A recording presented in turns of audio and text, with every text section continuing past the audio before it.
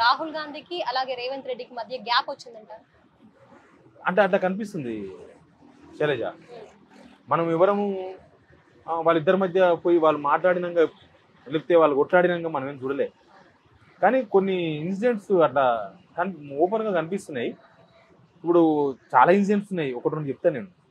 రాహుల్ గాంధీ హైదరాబాద్కి వచ్చినప్పుడు అసలు రేవంత్ రెడ్డితో మాట్లాడలేదు. కనీసం మాట్లాడతారు కదా, వాళ్ళ ముఖ్యమంత్రి వాళ్ళ గవర్నమెంట్ ఉంది ఇక్కడ వచ్చిండ్రు. అసలు రేవంత్ రెడ్డి ముఖం చూనికి ఇష్టపడలేదు. నేను వీడియో మొత్తం ఎక్స్ప్లెయిన్ చేశాను అనాలిసిస్లో. వీడియో మొత్తం చూసిన. నేను అప్పటిదాకా నాకు కూడా అనుమానాలు ఉండే, నిజమేనేమో కాదేమో. నాకు చాలా మంది చెప్తారు, నాకు చాలా ఇన్పుట్స్ ఉంటాయి. కానీ నేను అన్నీ చెప్పను, ఫిల్టర్ చేసి చెప్తా. జనాలకి ఏం అవసరం అదే చెప్తా. ఇది అవసరమని అనిపించి చెప్పినా. కానీ రీసెంట్గా రాహుల్ గాంధీని కలిసిన అని చెప్పాను రేవంత్ రెడ్డి గారు.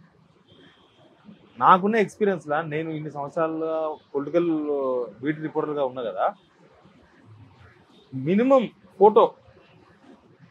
ఫోటో రాహుల్ గాంధీని కలిస్తే ఎవరైనా ఫోటో తీసుకుంటారు.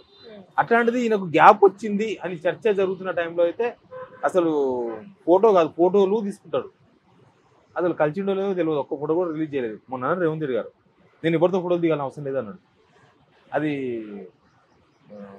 తప్పది. అంటే వాళ్ళ లీడరు ఇప్పుడు రేవంత్ రెడ్డి దగ్గర ఉన్నాడు, ఎవరైనా ఫోటో దిగుతారు. వాళ్ళ కార్యకర్తలు, వాళ్ళ లీడర్లు, ఎమ్మెల్యేలు ఖచ్చితంగా ఫోటో ఉంటుంది. ఒక ఫోటో లేదు కాబట్టి బహుశా రాహుల్ గాంధీ కలవలేదు అని అదొక పెద్ద ప్రూఫ్. కాబట్టి బహుశా రాహుల్ గాంధీకి రేవంత్ రెడ్డి మధ్య ఒక గ్యాప్ ఉంది అనేది ఎస్టాబ్లిష్ అవుతుంది ఈ పరిణామాలతో. ఓకే.